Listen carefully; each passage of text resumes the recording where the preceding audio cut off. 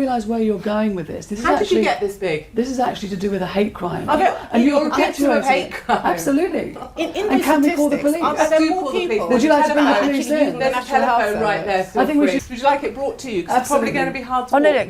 And that's why, as an employer, I have to be honest and say I would never employ someone of this size. The trouble is, it would appear... And the list of things we can't say is now longer than the list of things we can. And I can't stand that. Feminists can go and do one. And I don't like women that complain. I don't like Criado Perez. I don't like Stella Creasy for those reasons. You know, they're on Twitter, someone says something a bit nasty to them, they have a little cry and go to the police. Throwing their high heels at the radio. Kicking the wall with anger. Well, maybe they need to get a sense of humour, and maybe female scientists need to get a sense of humour as well. Because trust me, people don't want to work with people that they don't trust. It's great that everybody loves you, and it's great that you speak for the whole nation. You're a great person, and I'm not as great as you. I see why many women would have a problem with that. I think if proof of the sisterhood and its bitchiness were required, it's sitting right here in purple, isn't it? Because I think she's doing a very good job of proving that point. And I think, for me, the sisterhood only extends as far as the kitchen door. And I think you'd be a good example of that. Women don't stay in work long enough. A lot of it's because women just back away from it all because they can't take the constant barrage of jealous women trying to pull them down. It's because of the things you say, the way you treat people. Women you judge don't people. like it. Women don't like it when I'm going to reply. Nobody likes it. Do not delude yourself that it's only women who don't like you. Men don't like you. Is there an off button, Sonia? Because I'd like to press it right now. Would you? Women do not compete in the same level as men. Email back. They blind copy. They blind copy in the boss. They blind copy. Do you do that? Women do that. But women, and what you is can this read women? it. This You big can bank. feel it. You don't This like big women. bank You of don't jealous. like women. I actually rather prefer men. That's right. And I certainly don't like you. And it's evident. That's great because the feeling is mutual. You do realise that. Men talk in logic and rational terms, and they don't squawk and make a noise. But men talk about results. Men talk about delivering. So if International Women's Day is a celebration, you know, what are we celebrating? You don't celebrate those things. Celebrate things that matter. Don't celebrate the fact you've got a vagina. I think women actually don't want equal treatment. They couldn't handle it if they got it, quite a number of them. It's a tough world out there. What a lot of women are actually asking for, and you can look aghast at this, is special treatment.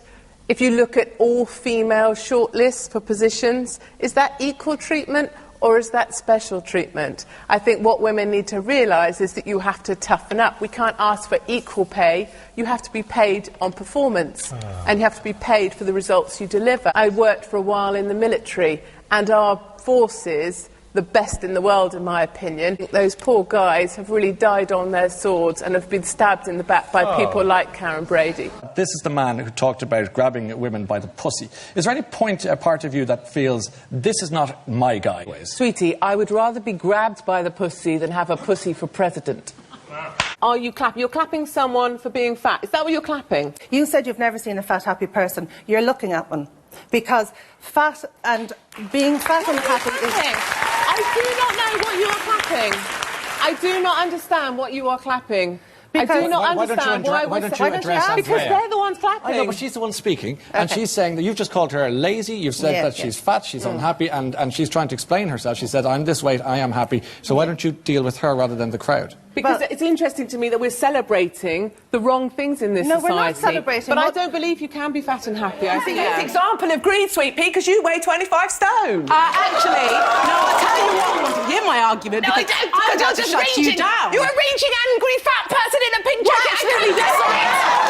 I've been grateful for those. But talking to a cancer victim and describing her as having droopy breasts, is that a constructive criticism? I think for me, I was Team Jim, and so I was with Jim all the way on this, and I didn't like the way she behaved in the house. I didn't like the way she haven't answered my question. Do you think telling a cancer victim that she's got droopy breasts is constructive, helpful criticism? I'm not looking to do constructive, helpful criticism. I have 400,000 followers on Twitter because some people find me witty and entertaining. No, but I'm not looking back on this term victim. I don't see myself as a victim at all. Look, Twitter's there for people that want to use it. If you don't like it, get off Twitter. It is only vanity that makes people read the damn thing until their eyes fall out of their head. And Sonia and others going running to the police, I have simply no time for it whatsoever.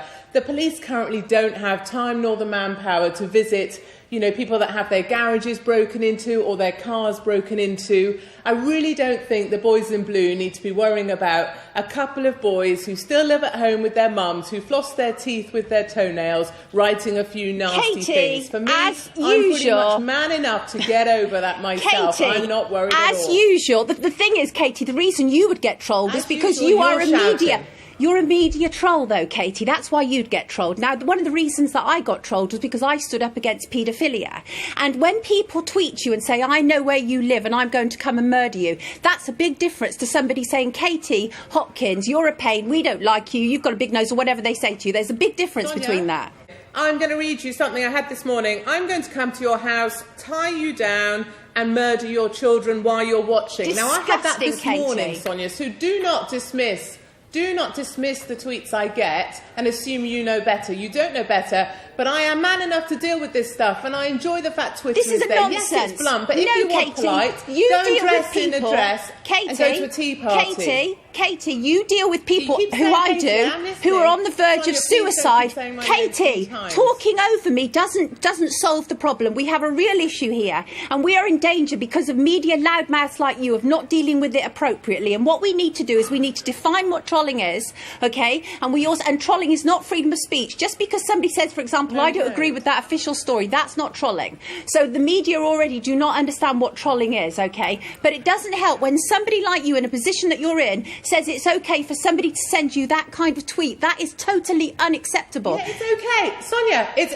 It's okay. Sonia, I'm not worried about the trolls. I'm more worried about the knackered old goats going over the bridge that can't handle it. Frankly, if you don't like the forum, get off it. Our police have better things to be doing, and I'm sure our taxpayers don't want to be going out there spending their hard-earned money on police coming around to deal with problems for small women like you. Katie, you are extremely rude. We're the alternative in the mainstream society. You're totally prejudiced towards tattooed people. Why? What? Because I'm a plain skin? No, that's what happens to us. People instantly make the judgment. That's because your like face is coloured, the sort of colour of a first-class stamp, my chicken. The reason why I've done that, though, is because I want to be body art. My name is body art. I've been on this journey from the age 9. Your name's what your mum called you. What? A little sweet person at home on your own, and you're on your sofa, and someone walked into your house and started getting their penis out and making a joke about it, like, oh, look at my cock. Right, okay, fine, that's not okay.